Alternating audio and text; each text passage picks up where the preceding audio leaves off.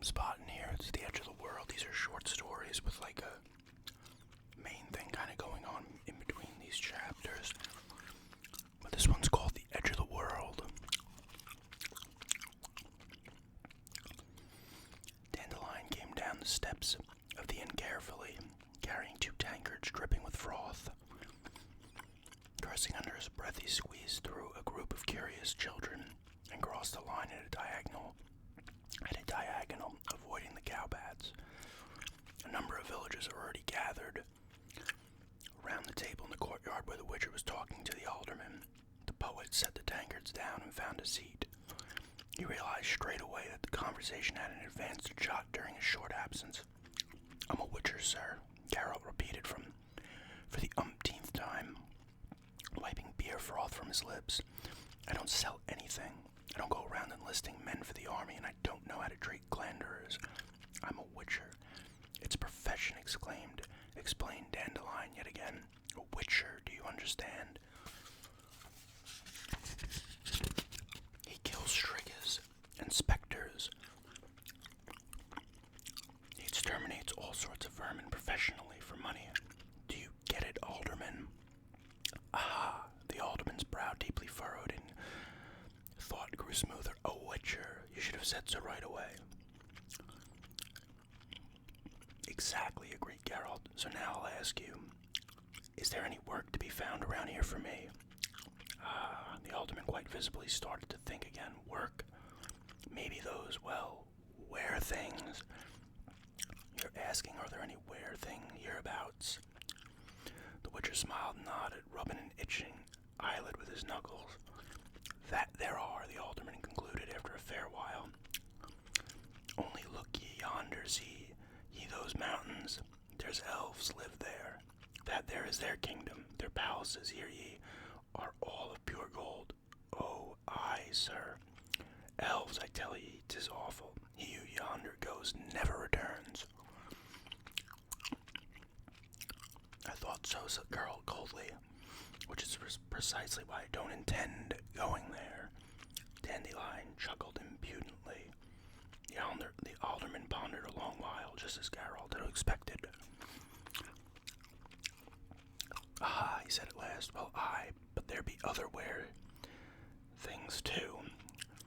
Where things here too. From the land of elves they come, to be sure. Oh, sir, there may be many, many. 'Tis hard to count them all, but the worst, that be the bane. Am I right, my good men?"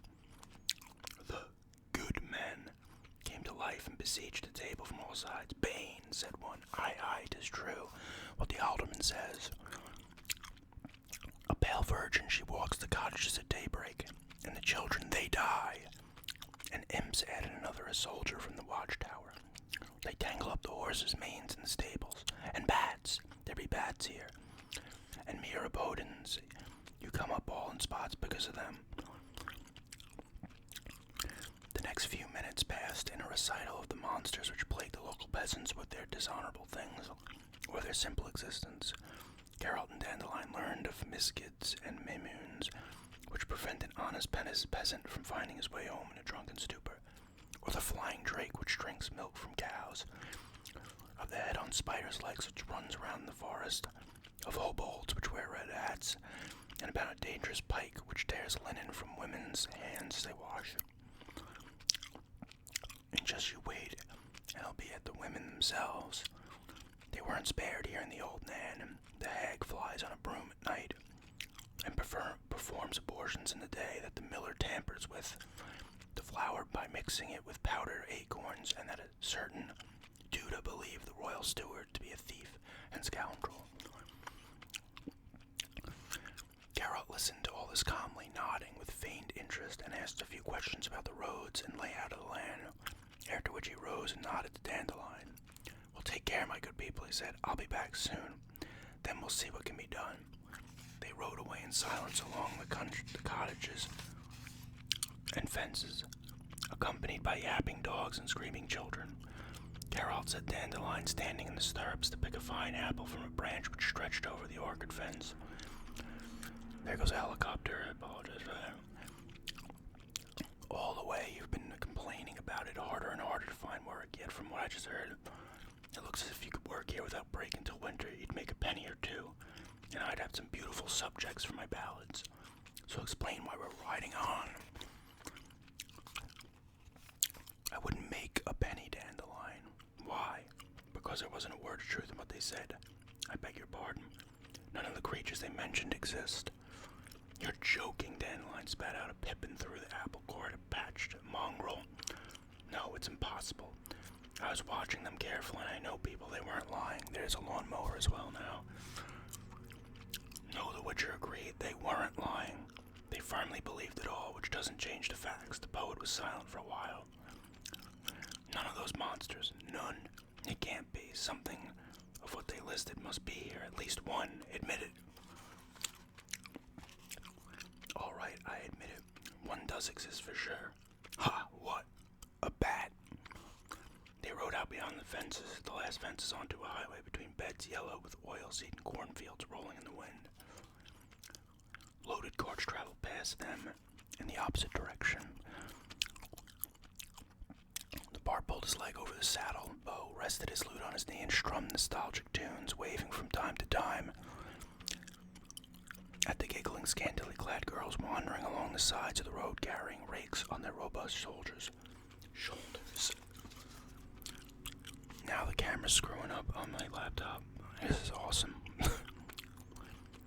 Geralt, he said suddenly, but monsters do exist. Maybe not as many as before. Maybe they don't lurk behind every tree in the forest. But they are there. They exist. So how do you account for people inventing ones then? What's more believing in what they invent?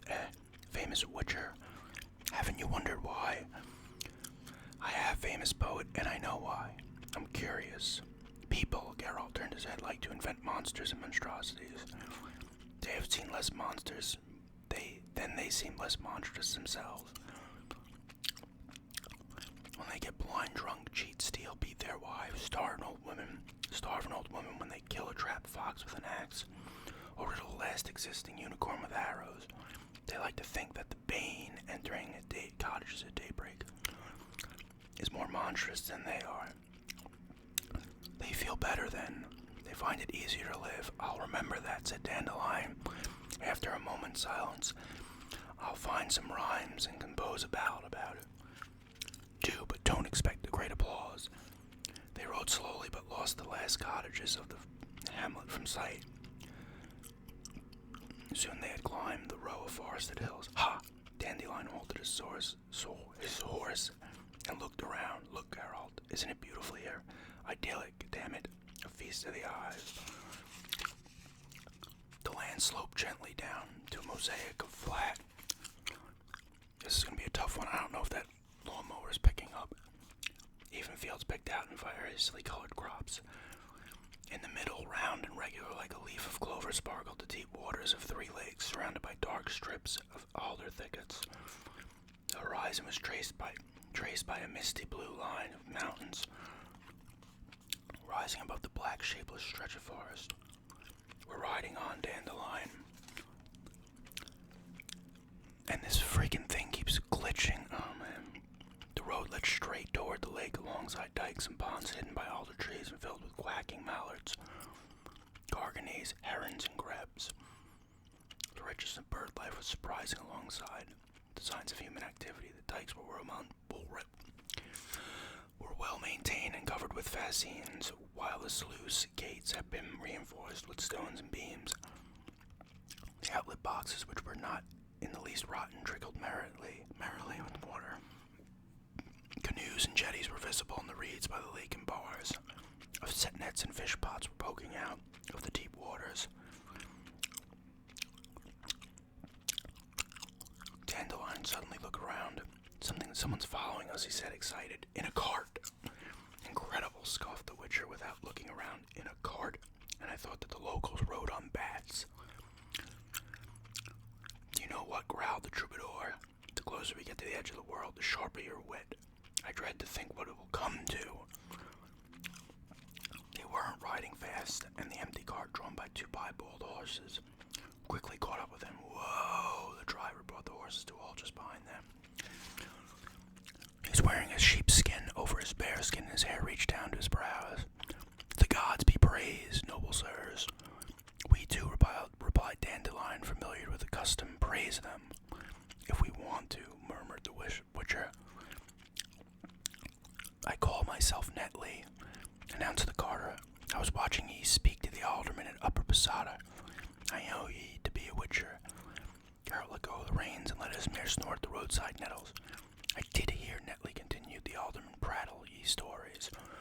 I marked your expression, and 'twas nae strange to me. In a long time now, I've nae heard such a balderdash and lies. Dandelion laughed. Geralt was looking at the peasant attentively, silently. Nettie cleared his throat. Care ye nae to be hired for real proper work, sir? He asked. There be something I have for ye. And what is that? Nettie didn't lower his eyes. It be nae good to speak of business on the road. Let us drive on to my home to Lower Posada, then we'll speak. Anyways, 'tis that way ye be heading. Why are ye so sure? 'Cause ye have nae other way here, and ye hear horses' noses be turned in that direction, not their butts. Dandelion laughed again. What do you say to that, Geralt? Nothing, said the Witcher. It's no good to talk on the road. On your way, then, Honorable Netley. Tie ye the horses to the frame and sit yourselves down in the cart, the peasant proposed. To be more comfortable for ye, why rag your horses on the saddle? Too true. They climbed onto the cart, the Witcher stretched out comfortably on a straw. Dandelion, evidently afraid of getting his elegant green jerkin dirty, sat on the plank. Nettie clucked his tongue at the horses, and the vehicle clattered along the beam-reinforced dike. They crossed the bridge over a canal overgrown with water lilies and duckweed, and passed a strip of cut meadows. Cultivated fields stretched as far as the eye could see. It's hard to believe that this should be the edge of the world, the edge of civilization, said Dandelion. Just look, Geralt, rye like gold, and mounted peasants could hide in the corn, or that oil seed, look how enormous. You know about agriculture. We poets have to know about everything, said Dandelion hotly. Otherwise we'd compromise our work. One has to learn, my dear fellow, learn. The fate of the world depends on agriculture, so it's good to know about it. Agriculture feeds, clothes, protects from the cold, provides entertainment and sports art. You've exaggerated a bit with the entertainment and art. And booze, what's that made of? I get it. Not very much you don't learn. Look at those purple flowers. They're lupins. They's be fetched to be true, interrupted Netley. Have ye nae seen lupins or what? But ye have hit exact with one thing, sir. Everything seeds mightily here and grows to make the heart sing. That be what 'tis called the Valley of Flowers. That's Dol Blanthana. Dandelion nudged the Witcher, who stretched out on the straw with his elbow. You paying attention? The elves have gone, but their name remains. Lack of imagination. And how do you get on with the elves here, dear host? We've got them in the mountains across the path, after all. We nae mix with each other, each to his own. The best solution, said the poet. Isn't that right, Geralt? The Witcher didn't reply. Thank you for the spread. Geralt licked the bone spoon clean and dropped it into an empty bowl. 100 thanks, dear host. Now, if you permit, we'll get down to business. Well, that we can, agreed Netley. What say ye, Dune? Dune, the elder of Lower Posada, a huge man with a gloomy expression, nodded to the girls who swiftly removed the dishes from the table and left the room. To obvious regret of Dandelion, who had been grinning at them ever since the feast began, and making them giggle at his gross jokes. I'm listening, said Geralt. Look at the window. From where the rapping of an axe and the sound of a saw drifted, some sort of woodwork was going on in the yard, and in the sharp resinous smell was penetrating the room. Tell me how I can be of use to you. Netley glanced at Dune. The elder of the village nodded and cleared his throat. Well, it'll be like this, he said. There be this field hereabouts. Geralt kicked Dandelion, who was preparing to make a spiteful comment on the table. A field, continued Dune. Be I right, Netley? A long time that field there it lay fallow, but we set it to the plough, and now 'tis on it. We sow hemp hops and flax. It be a grand piece of field, I tell ye, stretches right up to the forest. And what? The poet couldn't help himself. What's on that field there? Well, Dune raised his head and scratched himself behind the ear. Will there be a Duvel prowls there? What? Snorted Dandelion. What? I tell you, a Duvel. What Diovel? What can be he? A Diovel, and that be it. Devils don't exist.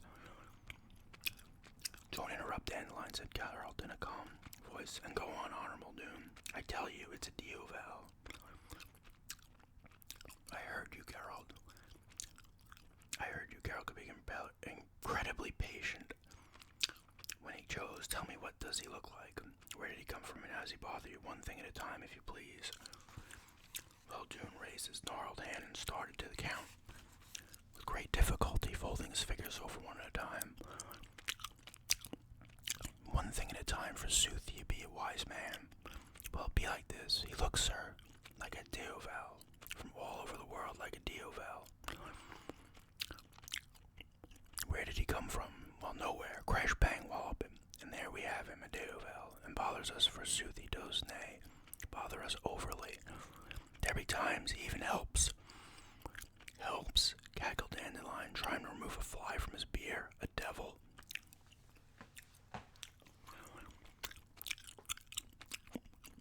Where was I? Don't interrupt, Dandelion. Carry on, Dune, sir. How does he help you?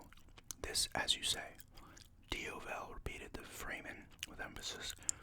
Well, this be how he helps. He fertilizes the land.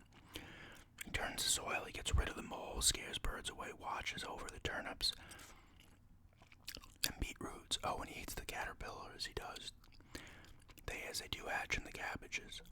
But the cabbages eats them too, forsooth, nothing but guzzle. Be what he does, just like a Diovel.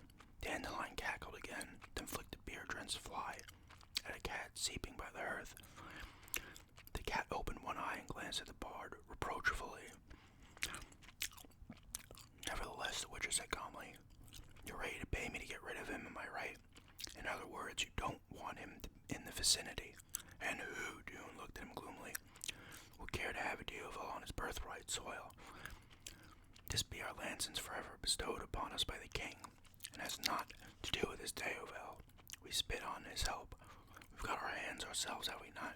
And he, sir, is nay a Diovel but a malicious beast, and has got so much, forgive the word, shite in his head, as be hard to bear. There be no knowing what will come into his head.